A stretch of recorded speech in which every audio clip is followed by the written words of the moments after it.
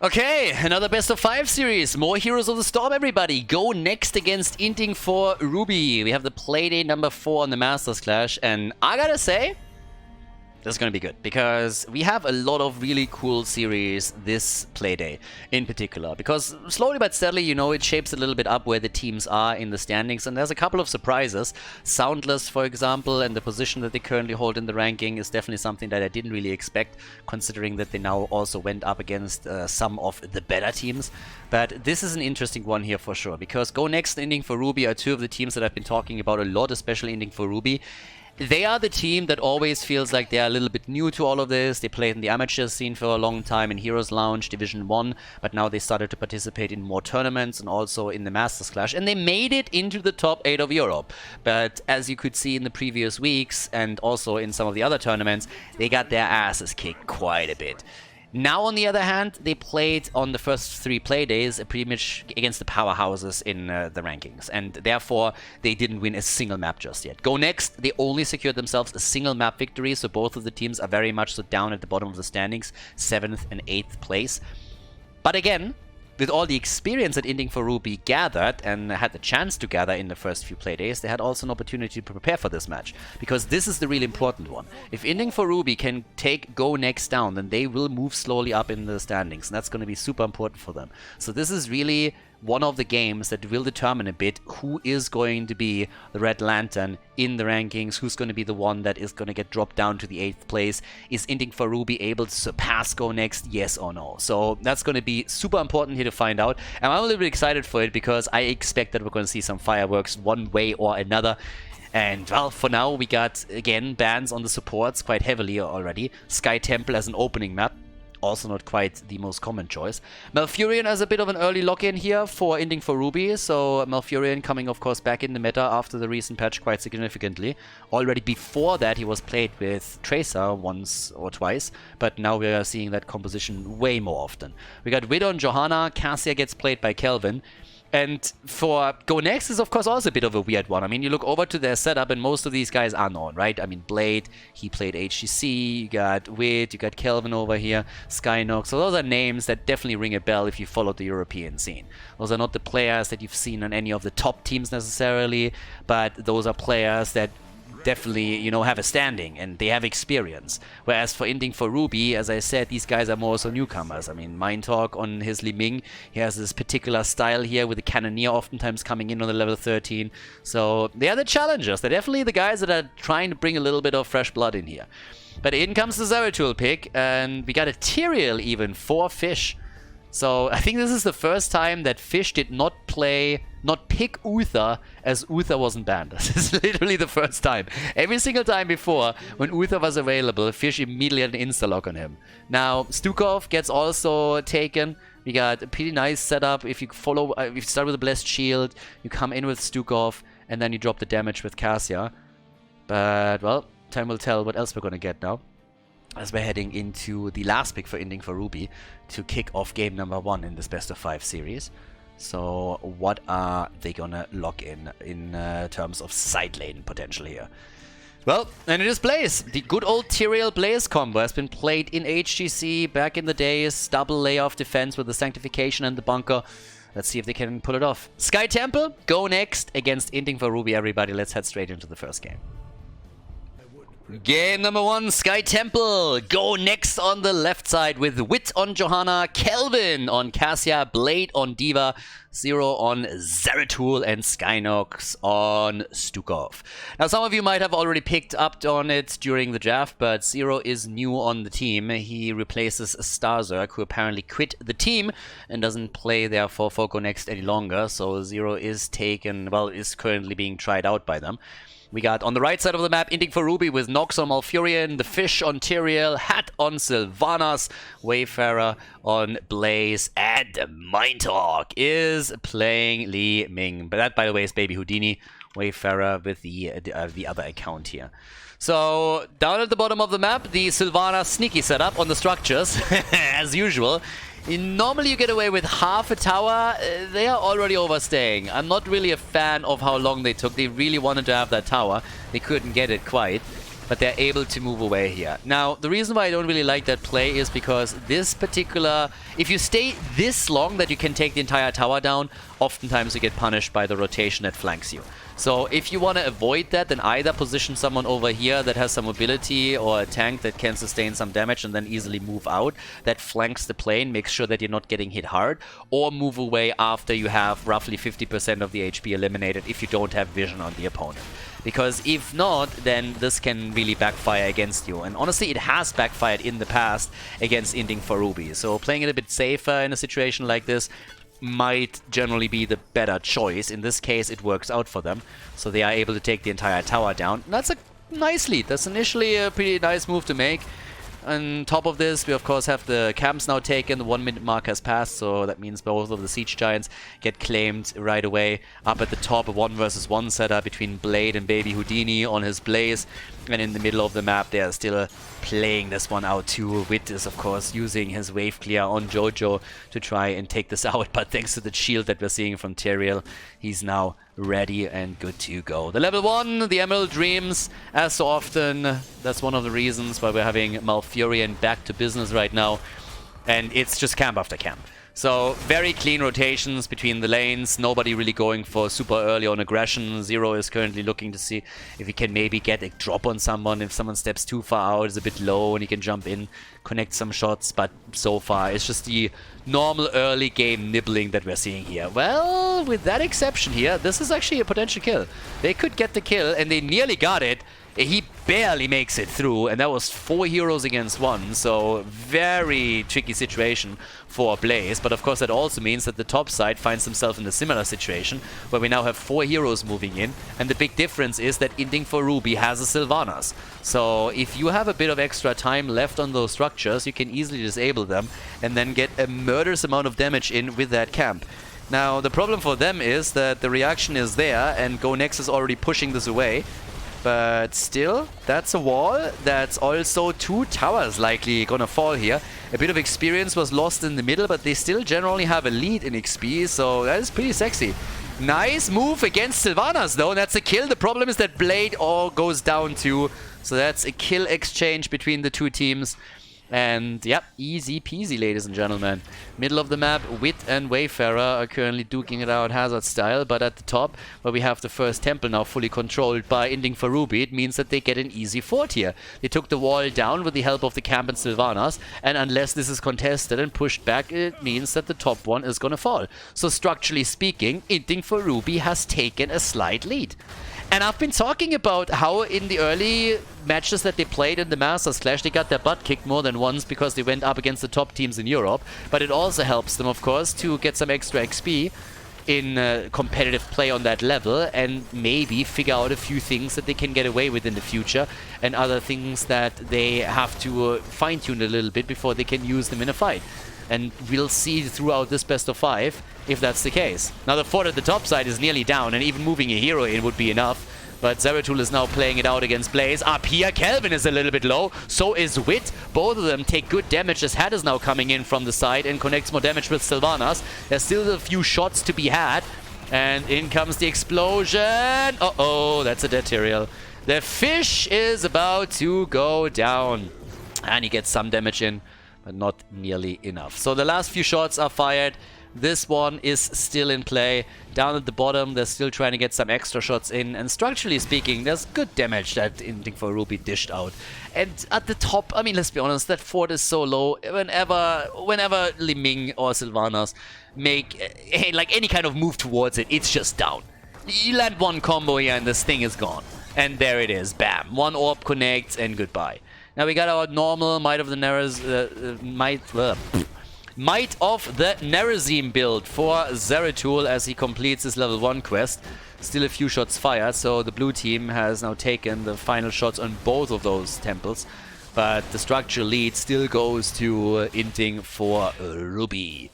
20 stacks for Cassia. And the camps are back up on the map, as they're both making a play for the next Siege Giant camp. It's not really too much of a fight happening. The only skirmish that we had was the one all the way up at the top.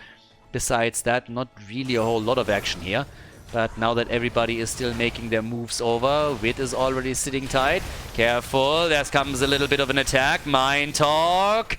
Yeah, a few quick hits fight against him, but he is able to make it out, so good for him. Level 10 abilities are getting rather close. So the two teams have to be fairly careful here. Because if one team gets the heroic ability just a little bit quicker and can force you into a fight before you have your own, then within a few seconds you can lose half your lineup. So you need to step back a bit, and in this case it's actually Inting for Ruby that have to play a bit more careful.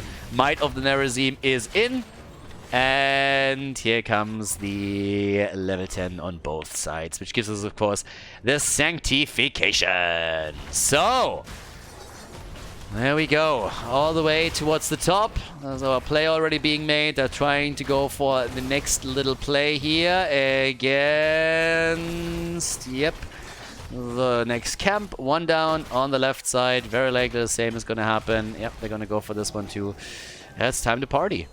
So let's get this show on the road here as the next objective is up. And just around level 10, as usual, we have the fight for that bot lane. 24 stacks for Cassia. A bit of an engaged attempt in the middle as we have Johanna moving in.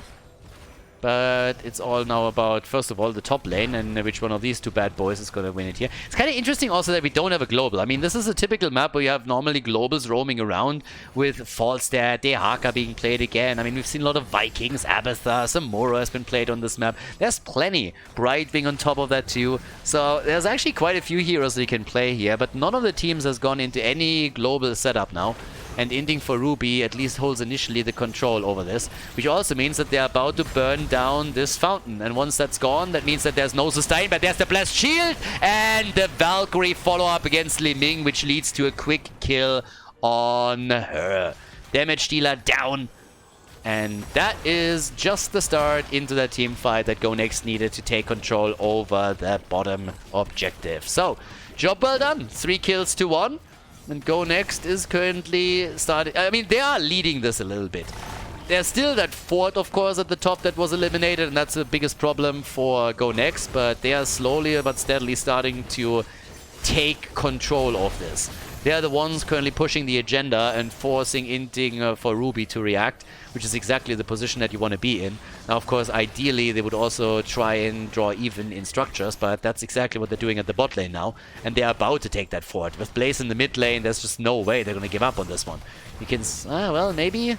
Because Blaze is now already starting to rotate in. You don't want to get flanked there either, so you can still take that later. I don't know how that doesn't really do damage. If you push a Tyrael with full force into that structure, that needs to do some damage. I mean, seriously.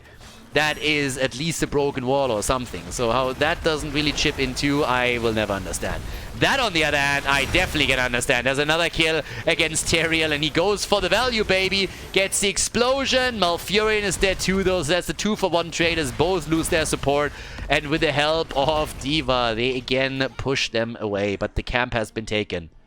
And Zero is simply jumping out of the fight. Nobody really caught up with him. They didn't realize where he was, and all of a sudden he simply teleports back.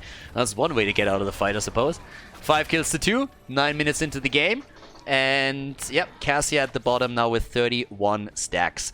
Again, not really the quickest stacking here for Calvin, but definitely solid enough. Double checks on the camp real quickly, as Zeratul is now using the cleave topside to get the wave clear in and deal with the catapult, which is the most important thing here, of course. Now, the boss is, of course, also still up for grabs. That's another one to point out here. There's the Cannoneer. That is, honestly, that's a Mind Talk special. He's the only player in that league that is going for that particular talent setup. Sanctification is out as they're trying to steal this one away. The pilot is down and Inting for Ruby. Beautiful fight just around the camp. They were thinking about going for boss, as you could see, but they decided against it. Especially with Sanctification not available any longer, is probably a good choice. The death timer is still fairly low, so D.Va would have been back in time to contest this. I'm talking about contesting it, Malfurion gets attacked, but he turns it around with the root against Zero, who barely gets out. Oh, so much for that. Instead, Mind Talk is coming in with the aggressive plays, and he gets the kill, but they lose Sylvanas too. Mind Talk is still playing it out against Wit, who's definitely in trouble here, trying to escape, but has no chance. He tried to trade the kill against Malf, and that didn't work either. Down goes Stukov, and Jojo follows. And now with a 4 versus 2 on the map, they have the opportunity to push for the bottom fort. And honestly, now they could go boss. I mean, either boss or you go for the temple. One way or another, you're going to do a lot of work here. So Blaze is moving into the middle as they're starting to fire additional shots. And of course, that fort is not going to make it. I mean, no chance. Yeah, this one is down way too quickly.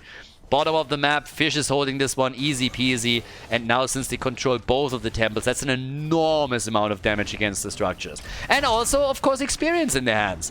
I mean, we're looking at level 16 now. That's a talent advantage again. Now Zero is going for Nox again, and he might die this time. Yeah, that bunker came in a bit too late. I don't think they realized how many opponents were actually there. So now Baby Houdini on his Blaze is about to go down too, and that's a kill. That's one of those unfortunate situations where you have a big advantage and then you're just playing a little bit too aggressive and you're getting punished for it. So the shots get fired and the keep is losing some hit points, but it doesn't change the fact that they had a lead, a big one, and they're kind of throwing it away a little bit. Now, you look at the minimap, and of course the first thing you realize is that the blue team has lost every single fort. More than that even. And they go for boss now, and that will finally also take some of the main structures out. But at the same time, there's more shots fired now in the middle of the map too. So that's more damage towards that. But here comes the Blessed Shield, there's another kill. And these are these fights that you just don't have to take. Now, the boss has been taken, Li Ming is down. That's also, of course, a bit of a problem of the build I've been talking about. This is a very aggressive build if you're going for Cannoneer over Illusionist. He's trying to mitigate it a little bit by moving into a Diamond Skin too. But this is, again, not what you would see from any other player on Li Ming in the Masters Clash or in the European top. So he gets kind of punished for it. He can get a lot of damage out through it, like no doubt about it. And he's shown some aggressive plays too. But I feel like more and more teams are really starting to catch up on it and just wait for him to make an engage and then immediately punish him for it. So right now we get 9 kills to 6 and the bot lane has fallen, the fort has fallen. The keep is still in play. But it's a lead and experience now for Go Next. They got the lead in kills, 9 kills against 6. And, well, they have taken a slight advantage. Not in structures yet, but they're working on that. Because top lane forts are still up. Cassia doesn't really have a whole lot of stacks. She's sitting at 40. I mean, again, it's not really where you want to be. Given that we had quite a few fights, you want to have that a little bit higher. Kelvin didn't get as many skirmishes that he really wanted to. Nice one. Holding your ground, trying to zone them out completely. So yeah, good for them. Yeah, Skynox also eats the entire combo here. But they are still holding on to all of this. Bot lane is a bit of a problem too, though, because there's a Siege Giant camp that is pushing this one out now. And here we go. They go for Baby Houdini again, but this time the setup doesn't quite work. Siege Giants are still far away at the bottom of the map, and another minion wave is coming through, but eventually it's going to make its way towards the keep, and there's that. 43,000 damage, yeah, as I said. Li Ming build definitely is able to get some damage out. The question is just, can you make it damage that really matters in the sense that you are getting kills? Or are you, at the end of the day, just simply in a situation where you are, well, dishing out some damage that isn't really meaningful, and at the same time, can't convert them into kills. We see that sometimes from Hanzo players. I mean, a couple of Hanzo players, they are able to just chip in damage from a distance and always poke a little bit. For Chromie, it's sometimes the same. But when it comes to converting that into actual kills and talent and advantages, it's oftentimes just not really happening. Nice setup here against Blaze, and even with the bunker, he should be dead. Yeah, he goes down. They are catching a lot of people now, and these kills, they are incredibly impactful. Go Next, they get kill after kill. Now we got 10 to 6. And of course, thanks to the double temple that is up on the map, they are dominating right now. They will easily take down the fort at the top with the help of it. And now they're starting to fire the shots not only against the wall in the middle, but we're seeing the same happening all the way up at the top. So that is a whole lot of work that is being done just by locking in these kills every now and then. You see a hero isolated, bam, quick kill in, 5 versus 4 on the map, just around the objective, and that helps you to control this completely. So all of a sudden, we have them pushing this one out easy peasy. There's a level 20, mid lane has lost the fountain, and I suppose it's going to soon be a play for another boss as we're looking at a 1.5 minute counter on the boss itself. So, right now, we got the 43,000 damage still for Li Ming. Not really has changed here after the kill against Blaze. There wasn't really another fight because the red team has realized that they would need to wait for level 20 before they can make any kind of move. Go next, by the way. Kelvin is the only one that hasn't died yet. So Cassia is the only one that hasn't fallen yet. Currently sitting at 34,000, which doesn't really hold a candle to what Li Ming is bringing in. But it's still enough damage for that. Sorry, a bit late to this one. We got the kill against Sylvanas as the bot lane got still pressured. So that one did work against the structures and helped now to set up a potential destruction of the keep itself. Sanctification is out and they're trying to turn it. And at the top there's still a camp being set up, but it's 20 versus 20 right now. With additional poke coming in, the fortified bunker. Play potential also with the repulsion over here. And they're trying to get that keep destroyed. The one in the middle is low, the one at the bottom is open. 5 versus 4 still, and with the next minion wave, they can now start to move in for this. But there's also a boss that will pop up in just a moment. That's a 17-second timer, just the time that Sylvanas needs until she's back. And of course, a big wave all the way at the top that is going to march towards the keep. There's also another camp. I mean, again, there's a couple of motions you can go through. Take the camps first, try to defend the top lane, buy yourself a little bit of time. Your opponent has 20, and then we have a shrine at the bottom, and of course the boss is now up too. So both of the teams are going to lurk around this a little bit. It's another 37 seconds until we have the sanctification back up. And it seems like they're trying to make a play for this. Yeah, they're actually going for it. So they don't have sanctification yet. That's 27 seconds out. And the blue team is immediately trying to come down here, but they might be a little bit late. If they can stop them... I mean, but there's D.Va against you. Without sanctification, I don't really think that's going to be the best idea, but they're getting it. They were too late. Blessed Shield doesn't connect either. So that is a little bit of a fiesta here. That was a boss that was taken. Blade got controlled here, so they YOLO'd out the arrow on Sylvanas, and they take the boss. 17 minutes into it, even without the sanctification. A little bit of a gutsy play. Could call it risky, of course, too. And now, since the boss has to be defended, the blue team can't fight for the objective at the bottom of the map and simply has to let this one slide. So, yep. Down at the bottom of the map, the keep is about to go down. I mean, you can't save that one. That is gone.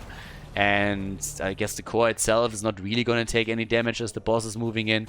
But the keep in the middle, that one is definitely eating some dirt. So now we got 18 minutes into the game, level 21 on both sides.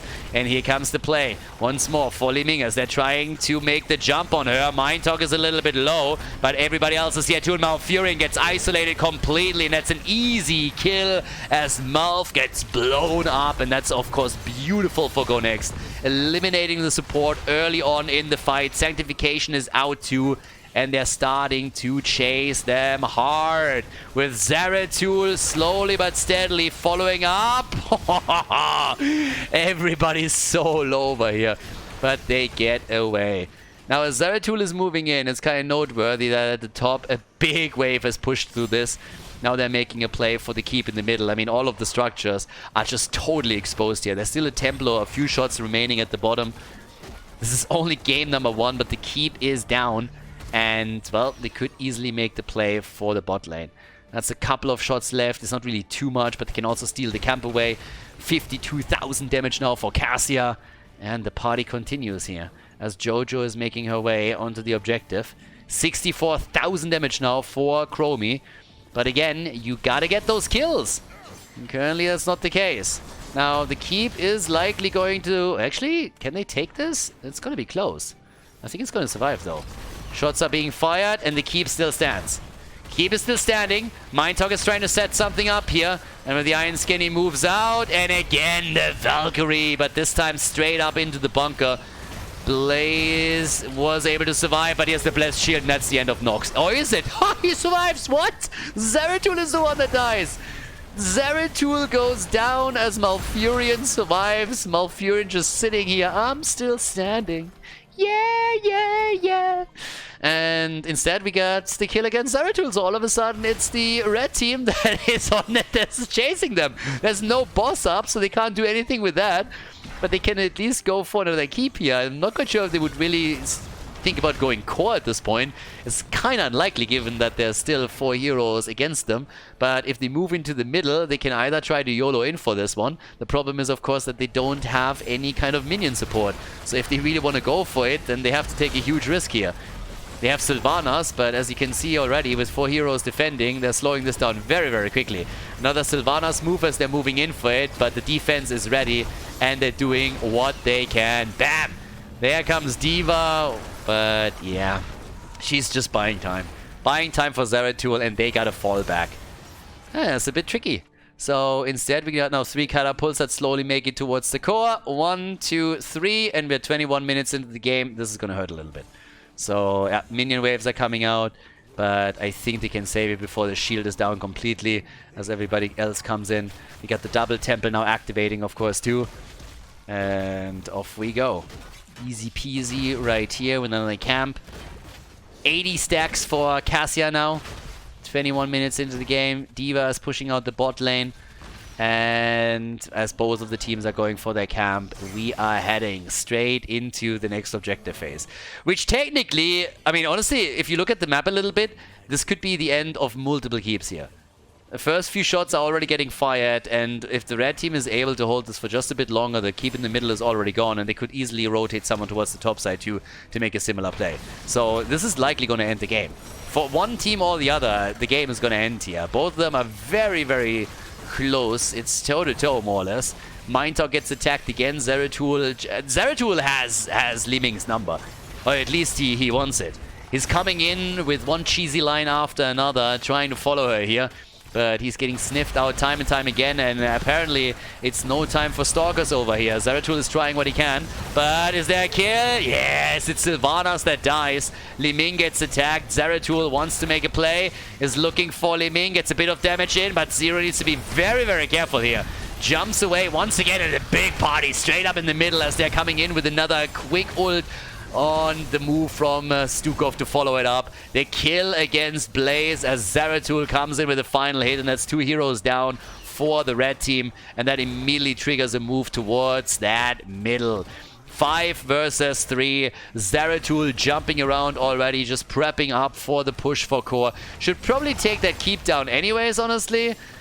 Yeah, if they're not so sure if they can take this or not, then going for the keep might be a good idea. But of course, they are burning the shield down quickly, and they're even chasing Nox away here, who's trying to help out with Malfurion at least a little bit. But this is not looking pretty whatsoever. This should be game number 1 for Go Next. They're taking down Malfurion, they're dropping Teriel, and that is undoubtedly the 1-0 lead in this best of 5 Heroes of the Storm series. Malfurion gets tornadoed too, and that's game.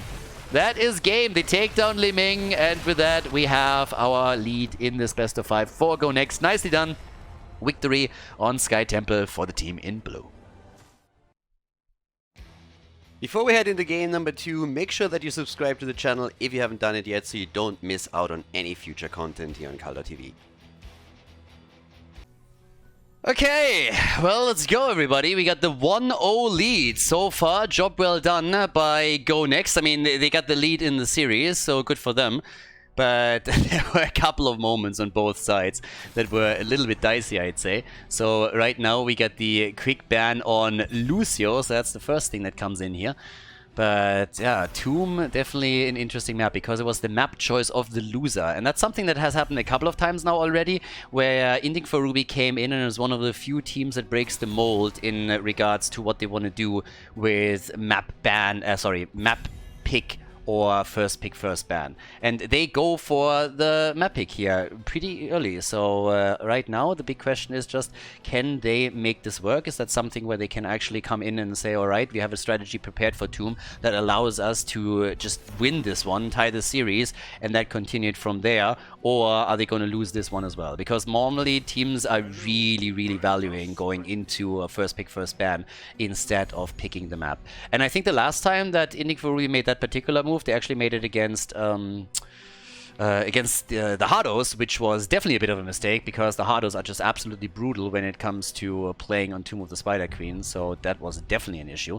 But right now we got the support bans again, so as I mentioned a little bit earlier, you're looking over to Uther, and the first thing that comes to mind is really Fish, who likes to play that Uther main tank, so that is a ban right away. Through go next, they go for the early Malfurion, which allows them to play also a setup with Tracer, of course, which we've now seen multiple times in the past. There's another one to keep an eye out for. The ban on Chromie and the ban on Jojo, as we have an early fall set, plus Johanna. So Sonya banned and Chromie. Jojo gets picked for the wave clear together with Falstad, who's of course now also in a pretty neat spot thanks to the last patch. And mentioning Tracer, there she is. So Zero is the one that in the previous games already did a great job with Zeratul, and well, most of the Zeratul players are also decent on Genji on Tracer. They like to have these agile heroes that can just like zip around, really dish out the damage. We get Mei together with that for a bit more control. And as it stands, that is now the current setup before we're heading into the next ban phase. So already dangerous with the Tracer, but it gets picked early, so you can try and counterplay that a little bit. They have Johanna already, so at least when it comes to a potential setup around, I mean, Variant, for example, as the main tank against Tracer has been played in the past, but you already have your main tank, so unlikely that anything there's going to happen. You can still have the side laner, of course, and any kind of other control through stuns that can make it difficult for Tracer here, but just generally speaking, it's a setup that should make it pretty difficult for the red team to control that, especially with the Brightwing ban now. Brightwing as a hero is maybe not like the top pick on Tomb of the Spider Queen. You have other choices that might be a little bit better here right now, but then again, the polymorph against Tracer is insanely impactful when she starts to make their move in just before the real call connects. You come in with the polymorph and then you get the damage out there. Can also, of course, help a little bit with the added mobility that Falstad already brings to the table. It's still a very small map with easy rotations, so time will tell what kind of setup we're getting. And it's Deckard Cain, it's the old man. Deckard Cain plus Blaze. So again, a setup with Johanna and Blaze. We've seen it a few times now and we see it again here. And it's an oldie but goldie. I mean, Hazu's team has been playing that for a long time. And yeah, it's just solid. It's a little bit similar to what you get from Material plus Blaze. That's just like multiple layers of defense. You have a lot of wave clear. You have a pretty sustainable front line too. Can keep Falstad alive. There's still, of course, the last pick on Mind Talk. Tychus comes in too. And we get Rexa. Alrighty, so Mei and Rexa, our two frontliners for the team here. Yeah, and at the same time, our last pick now. So what is Inting for Ruby going to do in order to slowly bring this back? They are currently 8th place, last place in the ranking. They want to change that by defeating the direct competition here, but they lost map number 1, so they really have to step it up on Tomb of the Spider Queen to try and turn it here. We'll find out if they can. For now, it's a pick into Ragnaros. Alright, Raggy is back. A lot of stuns, jet propulsion, potential blessed shield from Jojo. Deckard Cain for a bit of lockdown, so that Sulfura Smash can hit pretty hard. But let's go. Game number 2, everybody. Tomb of the Spider Queen. Go next against Inting for Ruby. Game number 2. After Go Next took the victory in game number 1, Inting for Ruby is eager to bring it back on the second map. Tomb of the Spider Queen was their choice. On the left side, we got their opponent in blue. Wit on Mei. Skynox is playing Malfurion. We got Zero on Tychus. Kelvin on Tracer. And Blade is playing Rexa. The parting gift on level 1 for Kelvin. And on the right side, so they switched, by the way, the heroes over, so it's not Zero who plays the Tracer, but instead it's actually Kelvin, so they swapped the 2 damage dealers. We got Nox on Deckard Cain, Hat on Falstad. I still feel like it's a missed opportunity. I think Hat should at least once in the Masters Clash play in Abathar. That just makes sense. Fish on Jojo, we got Mind Talk on Ragnaros, and Baby Houdini, aka Wayfarer, is playing Blaze. And it's again the shifting meteor, so that's another thing that they oftentimes like to do. They are pretty much the only team that goes into the meatball build. And yeah, it's a little bit of a questionable commitment that they're making.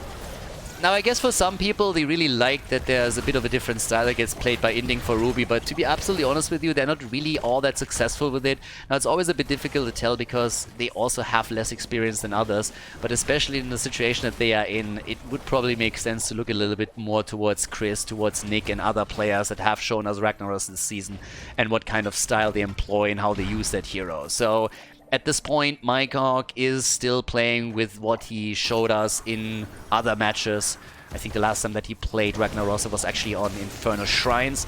But let's see how this is gonna play out for them in the long run. For now, we are back to square one for them. They need to win a couple of maps here, and honestly, it's not only maps. They kind of need to win the series. If they don't win the series, then it will be very difficult for them to claw their way out of the bottom of the ranking. And they're not really the team that is supposed to, you know, make it into the top 4 or anything like it. I feel at the end of the day, a lot of this is still gathering experience for them, trying to play in this competitive setup, getting used to the pressure here, and also, of course, the small margin of error that you have in these games. But it would, of course, be a bit of a motivational boost if you could at least take down a direct opponent and just make sure that you're making progress. That's probably what I want to, pretty much what it comes down to here. But well, either way, for now we got the rotations, we got the siege time camp more or less given up pretty easily. So let's see what else we're gonna get. We got still Ragnaros in the middle, playing it rather safe as everybody else rotated in against him. Wit is now also sitting towards the top. Mindtalk is coming in. He's pretty much moving between the two lanes and allows the rest of the team to also play this a bit safer. We still got the hammer gains on level 4, by the way, for the birdies. So false set in this case. Going a bit away from that. We got the frequent flyer in. Ruby also on level 4 now. And yeah, off comes the Giant Killer. Wayfarer, aka Baby Houdini, pulls in a Houdini and disappears. Zip, and he was gone. So there's a couple of gems down the drain. Not a lot, but again, it matters, of course. Few have been turned in by Inting for Ruby too. Their map choice, as I said. The Slush Ball over here. And the camp gets taken. And they're timing it actually fairly well, because now they're going to have an easier defense here, and they can push through with their own. Okay, that kind of sucks. Just outside of tower range. That's not really where you want it to be. You want to have it more over here, but yeah, either way. And level 4, we got the slow burn. And also the pulse generator. Look at that, animal husbandry. Yeah, someone is coming in with a set of big balls. Blade with the balls of steel, and he's not afraid to put them on the table.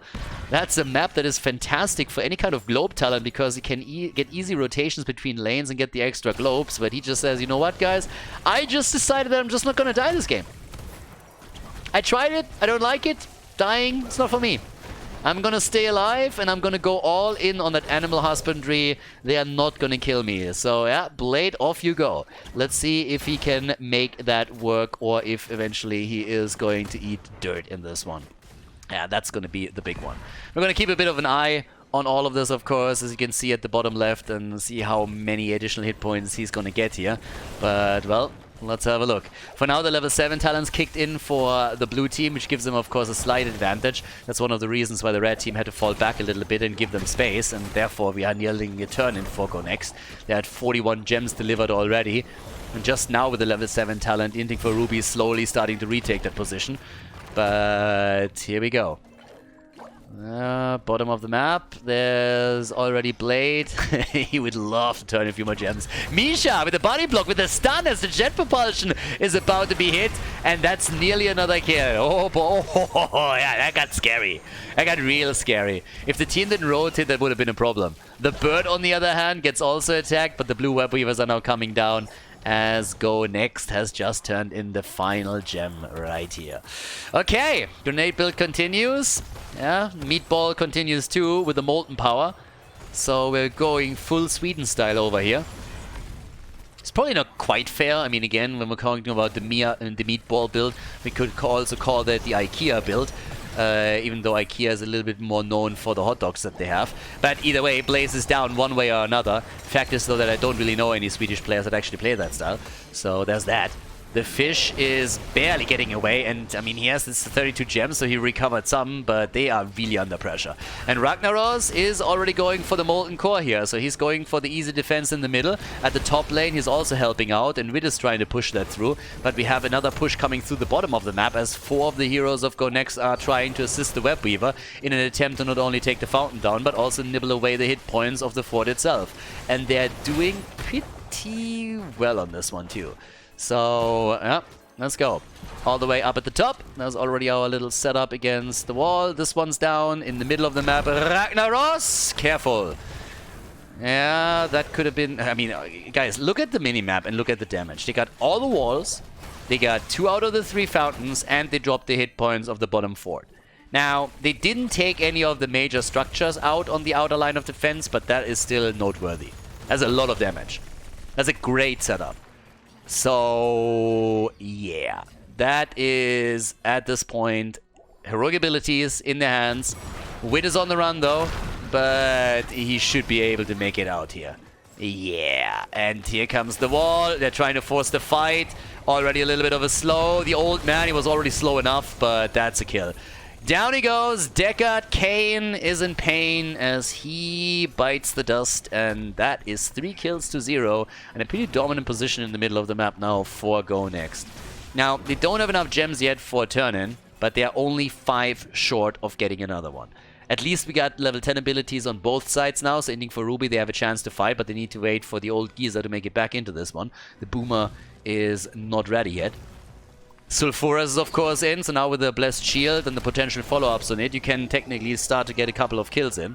And they really need to, because the second turn-in would definitely take 1 or 2 forts down, given the situation that we're in right now. And an 0-2, I kind of want to avoid that, right? So, here we go. Top side. Well, are they going to try and turn in? Wit has 4 gems. They got enough now, by the way. And they're already going for Ragnaros. Uh-oh, careful, baby. Mind talk. The wall. Ah, the Donald would be proud. But they couldn't get the kill. Beautiful wall, though. Beautiful wall. I mean, that was very nicely set up. May at this point is pretty much budget Tacita. Budget Tacita. I mean, they were trying to go for the fence and they're going for the wall. So, yeah, Jon Snow is applauding somewhere. But as you can tell, the bot lane is still getting pressured, and there's experience that gets lost too. And a couple of gems, of course, is too. 56 gems! Talking about gems for Fish, he's going for the secret mount, everybody. Collect 100 gems and you get the secret mount. Or so rumor has it. Can neither confirm or deny. Conspiracy theories everywhere. Anyways, 3 kills to 0, and well, we have another turn-in attempt at the top and down at the bottom as Wit is also trying to deliver. They got so many gems now, they got 12 extras. Blade is creating some space and is able to turn in another wall. Oh my god, and the Sulfuras is out too. Yeah, the walls, they keep coming, and they are making sure that he is not getting away this time. So Ragnaros is down, gets wrecked. And it seems like Baby Houdini is also put into a corner. Forrester is down too. And this is starting to get a little bit into a nightmare. If they kill Blaze as well, this is going to be a total disaster. The gems might be recovered, but that is a problem. It's, by the way, the red team that was able to get the turn-in. My bad. I really thought that it was the blue team that delivered the final few gems. But either way, now with 2 heroes down, that should be the easiest defense of Go Next's life. So level 13 is in 6 kills to 0. And whew, it's getting a little bit spicy over here. There's a big fly. Can they get the kill against Wit? And no, they cannot. Instead, Ragnaros is in trouble again, and has to commit to the Gust in order to save his ass. Ooh, guys, that turn-in, that did nothing. That turn-in did pretty much nothing. It nibbled on the walls a bit, and that's it. And now they can turn in over here. Kelvin is delivering. And that's another Web Weaver wave for the blue team. They got a talent advantage. They got a 2-level lead, which is kind of significant too in the sense that you have a stats advantage. And if you're 2 levels ahead, that kind of matters. But yeah, this is trouble. And Wit is still alive over here as well. They got a camp at least, so that's kind of important that they were able to set that up. That slows it down a bit, but at the bot lane, there's even Siege Giants pushing in. And honestly, if this is left to its own devices, then this is going to do a whole lot of work. Thankfully, Ragnaros is already starting to deal with it, because if he doesn't, that keep at the bottom of the map is going to be in trouble eventually. There's a level 13. The birdie is flying out. But this is still a big push coming through, and I am not envious of the situation that Inting for Ruby is in now. Especially since this is still getting pushed, and Blade is sitting down here and is just saying, guys, if you're not taking care of me, I'm gonna take that one down. That keep is gonna suffer. And yep, that wall is already eating a lot of dirt here. Now, Blade knows what's coming. Should probably move back eventually. I have no idea why he thought that it would be a great idea to fight there. I mean, that one was a bit weird. Does he really think that was a single hero that just rotated in for him? That's 23 gems that he just donated. That was a donation to make it interesting a little bit. So, yeah, there we go. Easy donation for him. Now we got Fish in the middle. That's the first kill, by the way, that they got. And that could help them with the turn-in too, because now it's a 5 versus 4. And that just opens up a turn-in opportunity. And without that, I don't think they would have been able to get it. But here it is. So there's the turn-in. The Fish is happy that he's finally done with all of those 47 gems. What is a Fish going to do with gems anyways? Doesn't even have hands, you know, for any jewelry. Doesn't even have a neck or anything. Totally useless. So, yeah, he didn't need that shit. And he's just like, thank God that's gone. But there's a level 16 talent, so for the defense, that is going to make things much, much easier now on top of it. But, yep, here we go. There's another camp taken, also timed around the objective. That's even better. And here we go. Now, one of the things that also kind of sucks a little bit for Blade is that with the recent death, he also lost all of his stacks on the animal husbandry. So, that kind of sucks too. I mean, again, you donate gems and you donate the animal husbandry stacks. I don't really know what he was thinking here. He sees one hero rotate towards him through the smoke and he's like, ah, that's fine. There's not going to be anyone else that moves in to try and attack me. Especially with Foresight flying in and dropping the gust, he very quickly was convinced that, yeah, that wasn't... he had a bit of a problem on his hands now. So maybe he didn't realize that he had animal husbandry and thought... I mean, honestly, the talent doesn't get picked a lot, so maybe he really just didn't think about it at this moment. But here he gets attacked again. Sulfuros gets dashed out on thanks to the 16. Yeah, feigning his death, and that all of a sudden means that Blaze is now in trouble. Interesting setup here to get the kill, but now Blaze was all of a sudden left alone. And honestly, these fuckers over here that are all on the run, they just left him there to die. And now at least they're getting cleaned up too. So they got Kane and Johanna is down, and they're getting even another drop on Ragnaros here. But they just left Blaze to die. So serves them right. You don't abandon friends. That's not what we do here. Now the birdie gets attacked too, and that is a 5-team wipe. Ah, it's been too long. 5-man team wipe. Tim, where are you when I need you? You know, this is like too hard to remember for me. I always need a T-Rex that will help me out with those things. And yeah, it just shows. But now that we're having the first few heroes working on the fort in the middle, the one at the bottom and the top already destroyed, boss is open too, and the damage healers are moving in for it as well. So it is a pretty strong setup here for Go Next. I mean, there's 11 kills to 1.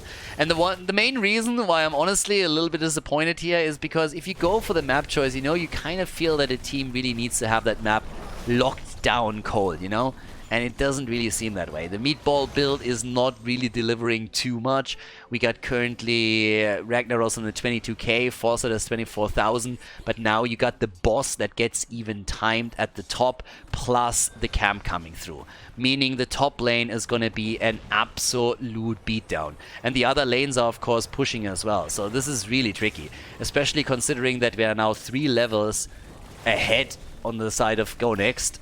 The wall has been opened up, more or less. I mean, the tower's still standing, but that's it. So, yeah. Ragnaros is doing what he can, and he uses his trade in the middle, so he has access to both of the lanes, or all 3 lanes. But still, this is very, very difficult to deal with, especially with an incoming level 20 for Go Next. And there's already Odin shelling away. That keep at the top just doesn't stand a chance. The problem is I think this game might end here. Oh my god. Yeah, no! Not like this. Down goes Jojo, the Gust. I mean, they're desperate here. Nox is in trouble and he barely makes it into the bunker, but guys, they're gonna get murdered.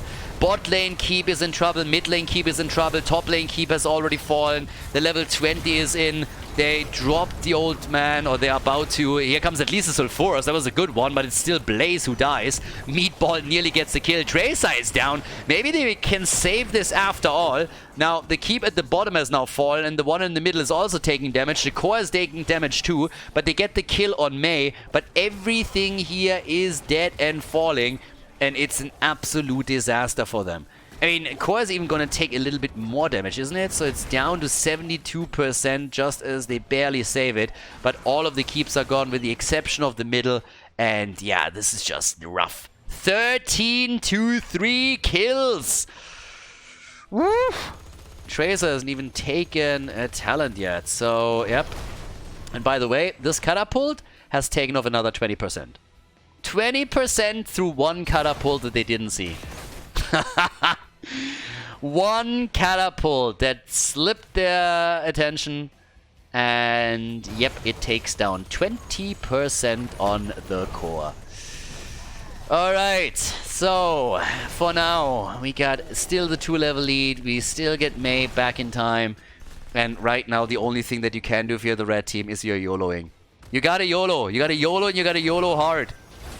Go for it. Just, again, they need to be aggressive. Like, you can't wait this one out.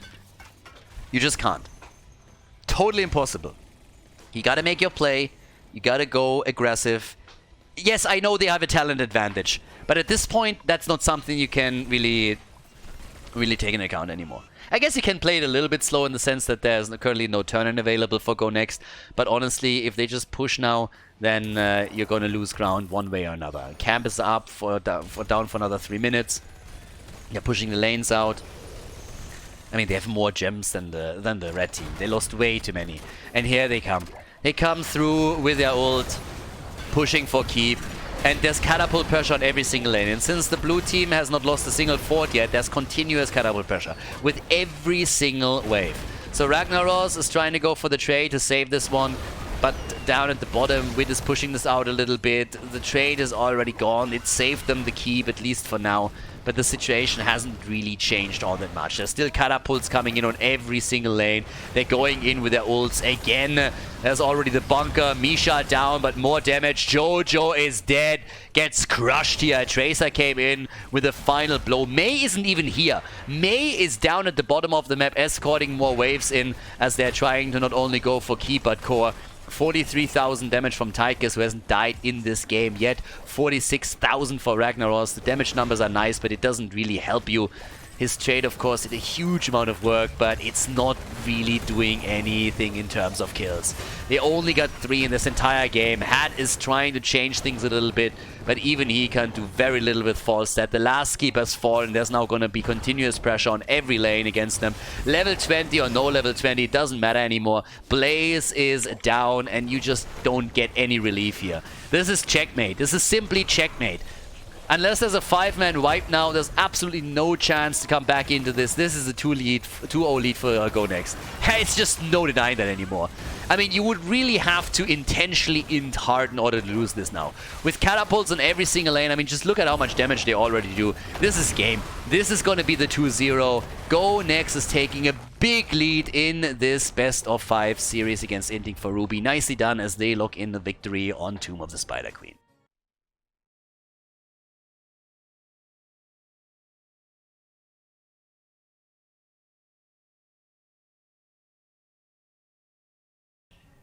Game number 3, the 2-0. Guys, Go Next is crushing a little bit. Game 1, definitely a bit closer, but game number 2, whew, that was a bit of a stomp over there. Inting for Ruby kind of fell apart. And now we're looking at Dragonshire, first pick, first ban for Go Next. So again, the map choice. Again, the map choice from Inting for Ruby. Didn't really go so well on Tomb of the Spider Queen. Now they're trying Dragonshire. And this is a big macro game, because you have 2 shrines, 2 temples that you have to control, and the dragon statue. And I'm not so sure if that is gonna work for them. I mean, again, I'm a little bit skeptical. Right now, I feel like they're... I don't know. It felt a little bit like they kind of lost hope on Doom of the Spider Queen at some point. I'm not sure if you guys got the same feeling there, but it was pretty rough. So yeah, let's have a bit of a look of what they can do here. I mean, Fish this time is going into Uther. This is kind of the setup that they're oftentimes doing. We got Blade on Rexa. We got Sonya also getting played now by Mindtalk. So it's a bit more aligned with the normal playstyle that they're using. Uther has been played by Fish, as I mentioned, I think in game number 1, game number 2, pretty much every single time is available. The one game that we saw earlier was the first game that really broke the mold there. Muradin and Hanzo are now in, after we saw the Rexa start up, so, well, there's that. And with Zeratul being banned, so there's no quick rotation towards the top. Honestly, Rexa's going to be happy about that too. Blade should have an easy time holding the top lane. Unless, of course, he runs it down, like he did on the bot lane on Doom of the Spider Queen, where he just said, Animal Husbandry? Nah! Let's get those stacks out here. We don't need that shit.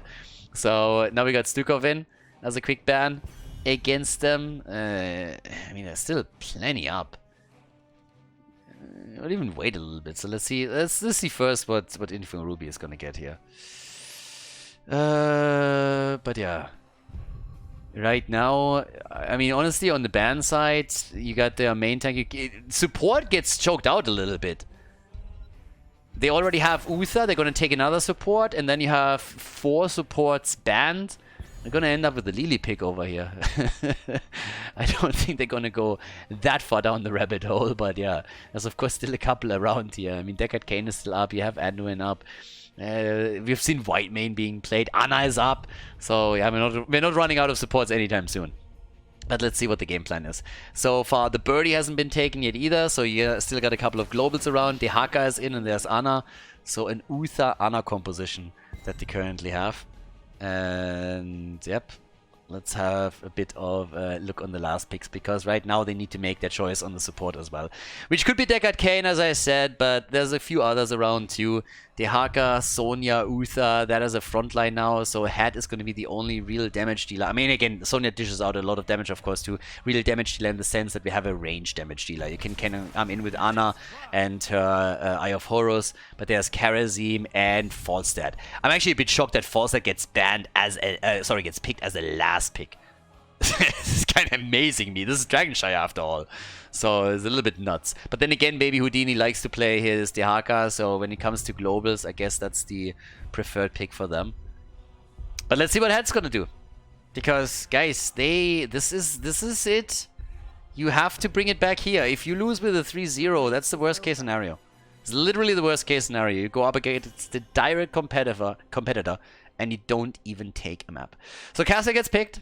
We got Dragonshire coming up, a 2-0 lead for Go next. Let's see if Inting for Ruby is able to win a map, maybe gain some momentum, bring it back, force game 4, game 5, or if this is the end of the road for them here in this best of 5 Heroes of the Storm series. Game number 3! Let's go! Go next against Inting for Ruby, a 2-0.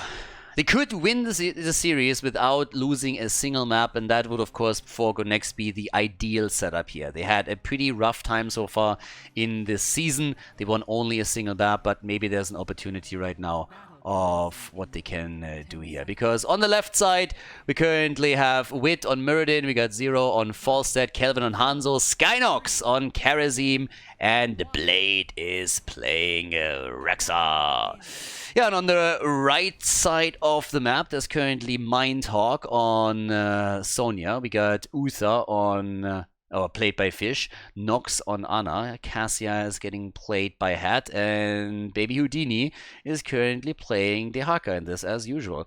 So Fish is already pausing the game a little bit. Allows us to go over the talents, which is kind of interesting because we got the Dishonorable Discharge. I mean, these days it's more about the frequent flyer than anything else. It's the go-to talent for Falstad that you're seeing right now. in pretty much every single game. So this is one of the deviations away from it, going into the lightning rod setup.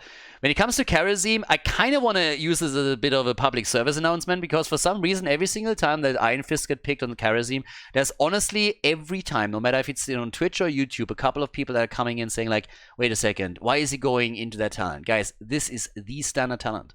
If you're the solo healer on a team and you're playing Kharazim, this is the talent. Screw Transcendence. You're going Iron Fists. That's what you're going for. So this is not an anomaly. This is the absolute standard when it comes to what talent is being played here. I mean, either way, outside of that, we got the normal stacking for Cassia right now. So Hat is going to try to get the damage connected for the team. As I mentioned before, they have with Dehaka a global that can try and mirror Falstad a bit in the rotation on the map. On top of that, we have, of course, the attempt to keep some control on Rexa. And more than anything else, I'm curious to see what level 4 is going to bring for Blade. Because after we've seen him already with the Animal Husbandry in the previous one, I don't really know what he's going to go for here. But it would be kind of funny if he tried it again. It felt a little bit like he kind of forgot that he picked Animal Husbandry when he ended a little bit on the second map. But either way, as it stands, we also got on level 1 again the Dwarf block. So against the lineup that they're going up against, Muradin hasn't gone into his stacking on level 1. At the bottom of the map, they were already trying to do a bit of damage here too. And, well, let's see what else they can actually do here. Mindtalk is already getting attacked very, very quickly. And here we go. Zero is coming in with some easy damage, and that's an easy kill. Dehaka is already down. So, here comes Mindtalk, rotating on the safe path over here. I don't know, guys. This is not the opening that you really want here. Now we're looking at a kill against Zero, a little bit of early map control. Nothing crazy yet, but this is obviously not a good sign when you're just starting out on the game. Towards the top, they get the drag against Blade, and that could be the kill. That should be the kill. It could be, maybe. No. Erst hatten sie kein Glück und dann kam auch noch Pech dazu. 1 kill to 0. Right now, it's just down at the bottom of the map. Cassia gets pushed back again. They're already working on the next camp, but of course the first Siege Giant camp has already been locked in, so that's that. In addition to it, we have Rexa taking the top. He's still one of the best top laners, if not the best top laner on Dragonshire, because he can hold the objective and the lane experience at the same time, thanks to Misha, as long as nobody else interferes, of course, and that applies pressure in the middle of the map, as level 4 is imminent for the blue team, and Muradin is holding on to the shrine at the bottom. So they're going for their own Siege Giant camp in the meantime, but here we go. That's the moment right there with the talent lead where they could try and make a bit of a play, and he goes for it again! Animal Husbandry! Animal Husbandry is in a bit of a fight in the middle, bit of a fight down here at the bottom. On both lanes they're trying to go for the kills, but it seems like this could be an early Dragonite. Are you kidding me? Really? They get it! Muradin survives at the bottom of the map. He barely makes it out, but he bought enough time for the rest of them. And here we go. This is DK number 1, the early objective, a bit of a fight up at the top, and a big lead, of course, for Go Next as they're heading in with a static shield. Sonya is dead, 2 kills to 0. The fish is in trouble, and Muradin! He doesn't even go for it. God, that definitely gets the adrenaline pumping on Uther. It's not only that chest here that is sexy as hell on the Lumberjack, but nope. That is some sexy plays here too. Some sexy escapes at least. 13 stacks now for Cassia. And well, the wall has already fallen. Middle of the map. Quick sleep dart against the birdie. Can they set up a kill? Not really, I suppose. But still, this is not the opening into game number 3 that you really want here. This honestly, this hurts a little bit. Because this is just too good for Go Next. Now, have we seen a lot of comebacks? Hell yeah, of course we did.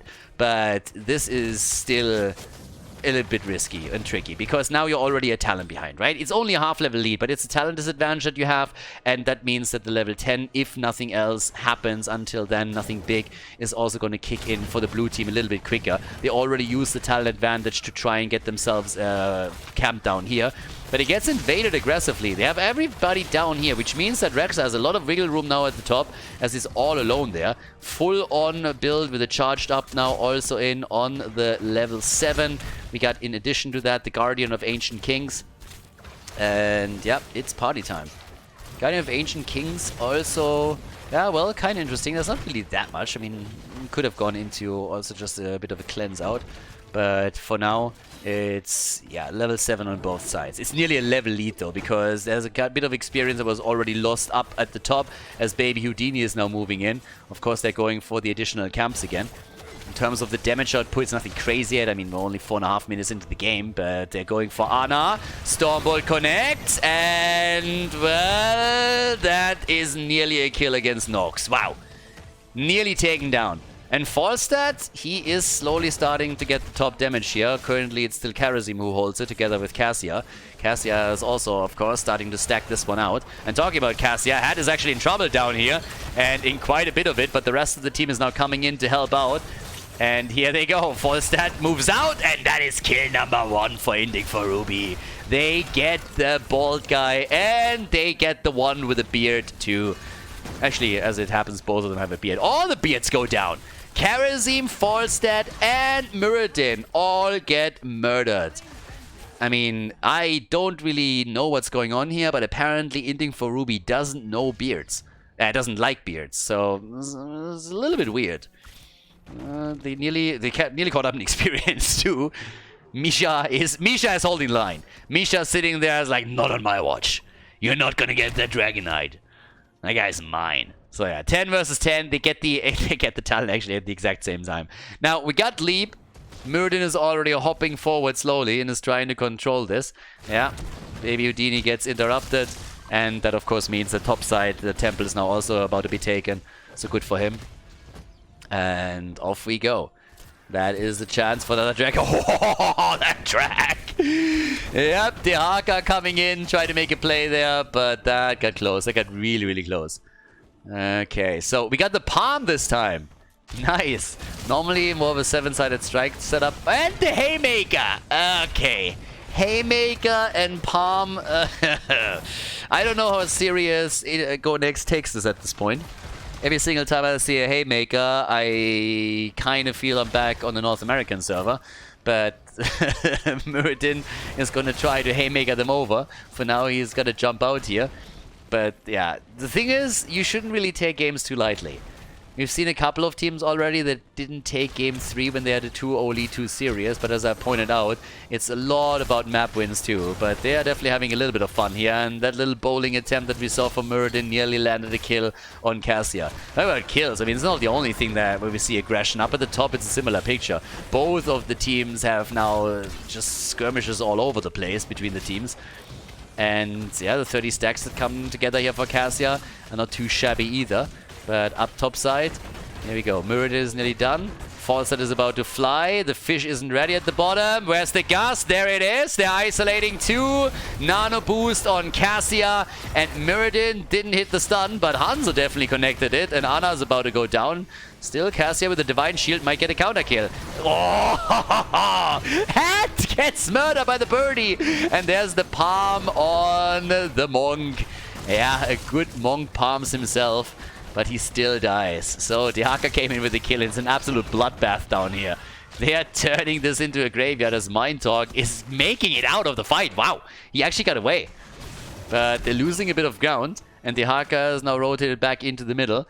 Now, we are still looking at 5 kills to 5, but the situation is a little bit advantageous for the blue team regardless. They have the early level 13 talent. They are already rotating heroes back to the top side to try and control the lane here. The level 13 talents are helping them on top of that too. By now with the Bronze Beard Rage, of course. And thanks to Misha, we're going to soon see control over the shrine again in the hands of the blue team, at least if they're pushing this out with Blade. And Blade is sitting at another 700 hit points right now.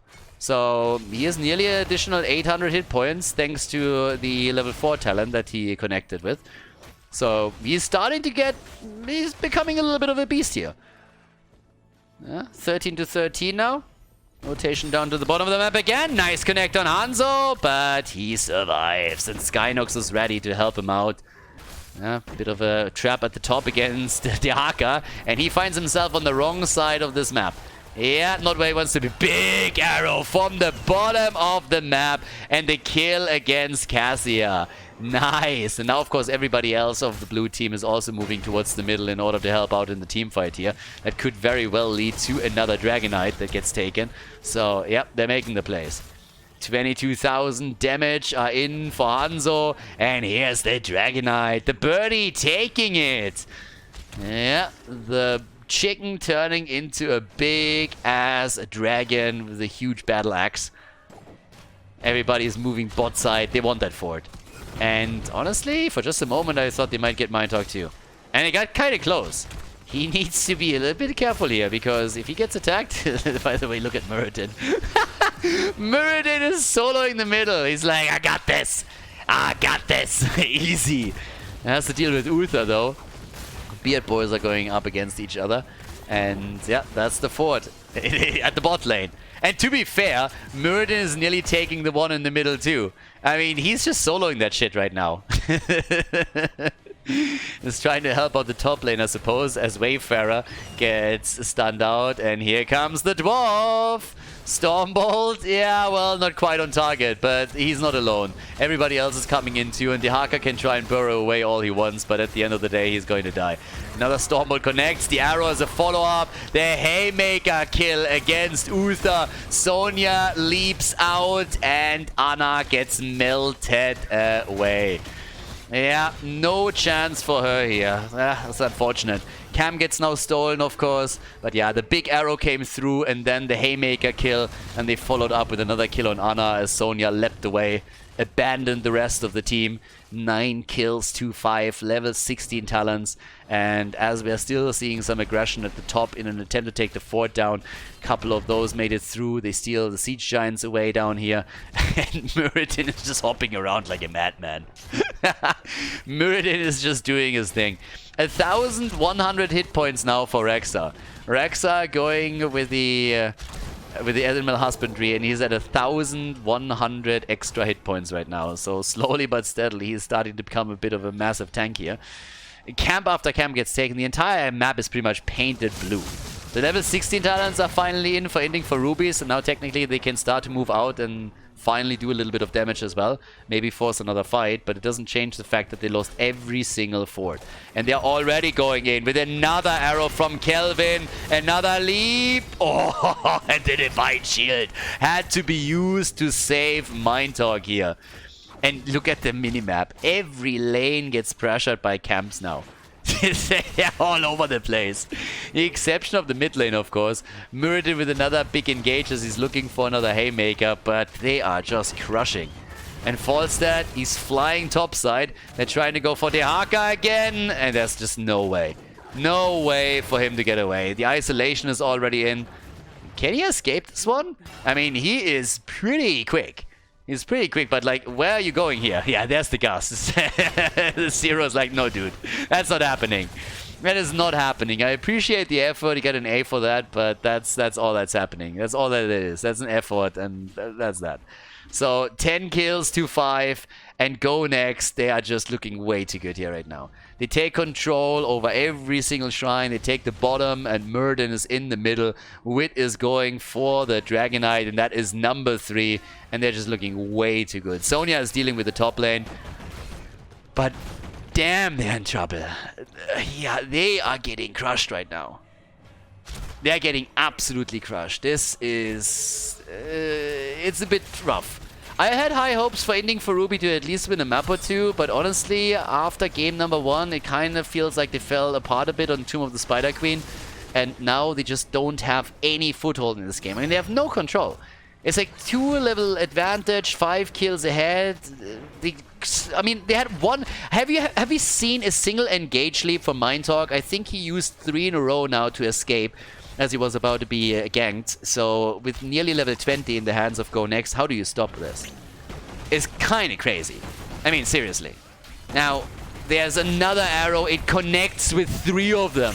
With 3 of them. Muradin looking for the Haymaker maybe. Nah, but he connects the Stormbolt with Anna. They were honestly hoping for another setup here.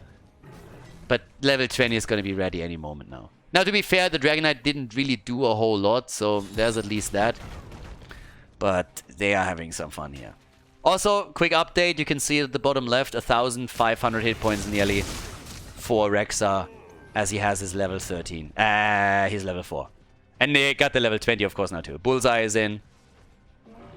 And on top of that, the Mighty Gust upgraded into the Wind Tunnel. We got the Rewind. Yeah, that is going to be a play for bottom keep. 100%. I mean, if you are 2 levels ahead and you're in a situation like this, you don't want to wait it out until your opponent has their Storm Talons too. You need to capitalize on the advantage as quickly as you can. And they're going to try. They're going to try to go in with Muradin and set that Haymaker up. We got 40,000 damage for Hanzo now. Falstad is sitting at 31k. So, yeah, they're starting to do their thing. But, well, a little bit of poke. I mean, they're slowing it down, and Dehaka is still getting experience at the top. There's, of course, a couple of camps that are now slowly but steadily popping up again. First and foremost, the Siege Giant camp at the left side of the map, but also in addition to that, the Bruiser camp that we're having in play for the red team. And they are getting a bit closer to level 20. They're still playing it insanely passive, and they got to. But they are buying time. They're buying time as much as they can, waiting for 20, doing their thing here. And Shrines are activating once more. So, another opportunity for a Dragonite. And it's kind of funny because you kind of look at the game and it honestly doesn't feel like this, but we're only 15 minutes in. So, one of the reasons why the last Dragonite didn't end the game right here and there was pretty much simply because it didn't scale that well into the late game just yet. But now that we are 15 minutes in, 16 minutes in, when that next one gets taken, that could change quickly. Muradin is already working on the Bruiser camp, and you can tell that Inting for Ruby, they're really not stepping out. They're not making any moves. They're playing full on defensive, which leads to another Dragonite over here. This time it's the Birdie again that takes it, not Muradin. He wants to still go for his Haymaker, and, well, it's party time. We got 63 stacks for Cassia, but the slow poke is still continuing. Mind Talk in the middle is also eating a bit of damage. And there's a double camp at the top too. I mean, it's destroying the wall. So 2 lanes are under attack now. And here comes the play. Here's the quick one. The keep has no chance. Look how close they're to level 20. They want 20. They're trying to get it in the middle. I mean, Fish is looking for it, but they can't. They need to face the music before the Storm Talons are there. At least that's what it looks like.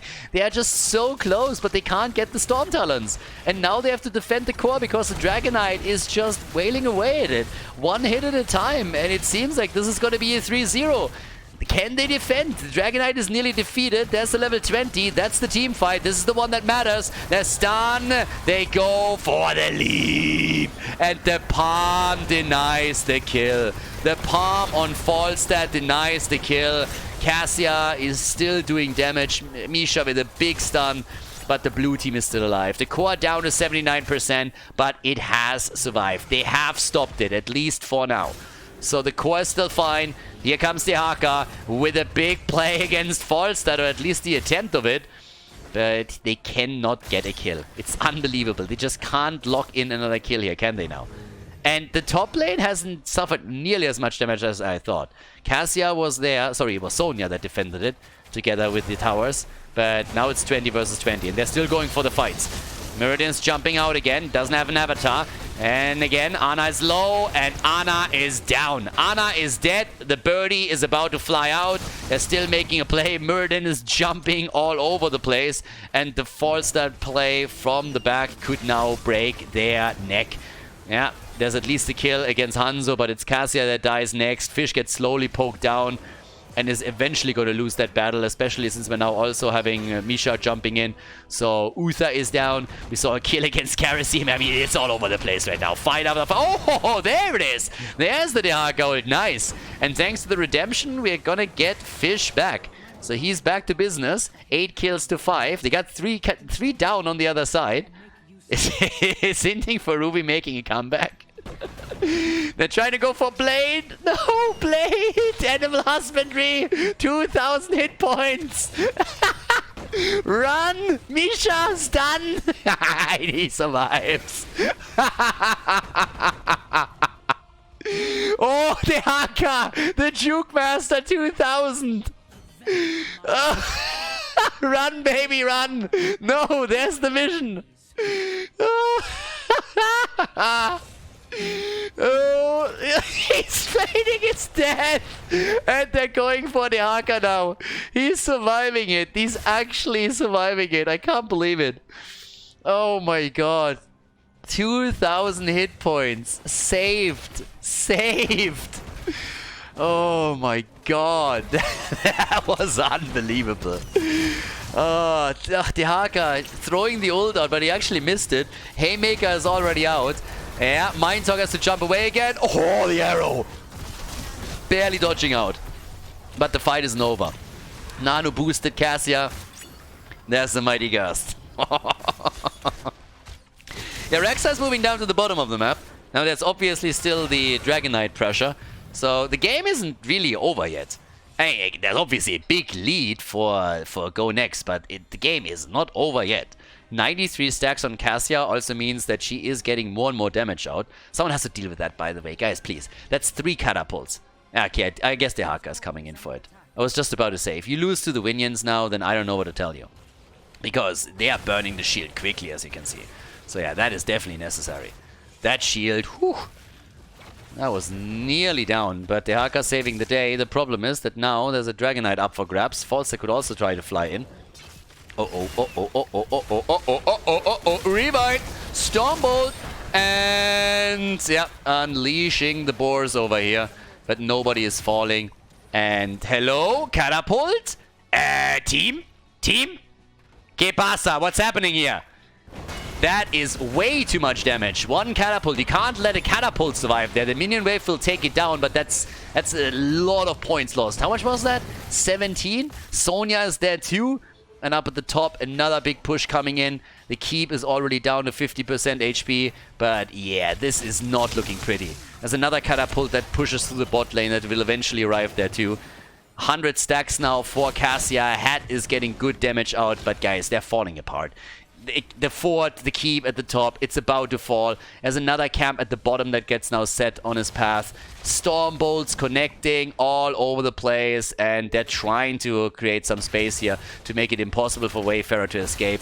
Keep is, by the way, gone. Dragon Knight has been taken. This is checkmate. This is checkmate. Bam! The arrow to the face. Uther is escaping, but the core is... well, the core can't run. So, yeah, this is game. This is definitely game. There's catapults pushing in. There's combos pushing in. There's a Dragon Knight. A 3-0 victory for Go Next against Inting for Ruby. Big win for the blue team and for the red team. That is not the result that we're hoping for here. Congratulations to Go Next as they take down a direct opponent with a 3-0.